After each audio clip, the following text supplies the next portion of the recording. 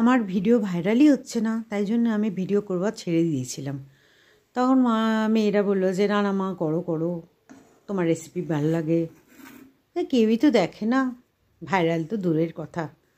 যাই হোক, মেয়েদের কথা ভেবেই আমি একটা মিষ্টি রেসিপি বানাতে বসলাম। প্রথমে দুধটাকে ভালো করে ঘন করে নিলাম, নিয়ে ফুটতে দিলাম।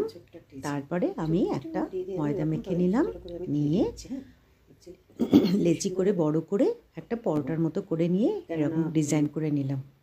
আমার কাছে এরকম স্টার কাটার আছে, এরকম দিয়ে দিয়ে আমি ছোট ছোট ছোট ছোট করে এরকম করে স্টার করে নিলাম। নিয়ে এবারে আমি ছাঁকা তেলে ভেজে নিলাম।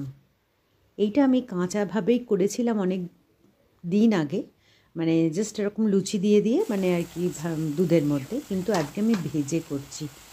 দেখছি যে ভেজে করলে কেমন লাগে। সত্যি খুব ভালো হয়েছিল, এরকম ফুলে ফুলে উঠছিল, দারুণ টেস্টটাও খুব সুন্দর হয়েছিল আর অনেকক্ষণ মচমচে ছিল। তারপরে আমি এই দুধটার মধ্যে একটু তেজপাতা দিয়ে দিলাম। বেশ দেখুন অনেকটা খিরখির মতো হয়ে এসছে, শটগুলোও খুব গায়ে থেকে ছেড়ে গেছে। তখন আমি দিয়ে দিলাম ওর মধ্যে গুড়, পাটারি গুড়টাকে ভালো করে মিশিয়ে নিয়ে এবার ওপর থেকে আমি ওই লুচিগুলো যেগুলো বানিয়েছিলাম সেগুলো দিয়ে দিলাম। আর এইটা আর একটু ঘন হয়ে গিয়ে ঠান্ডা যখন হয়ে যায় আরও সুন্দর খেতে লেগেছিল। আপনাদের অতটা দেখাতে পারছি না, তবুও যতটুকু দেখাচ্ছি আপনারা করতেই পারবেন।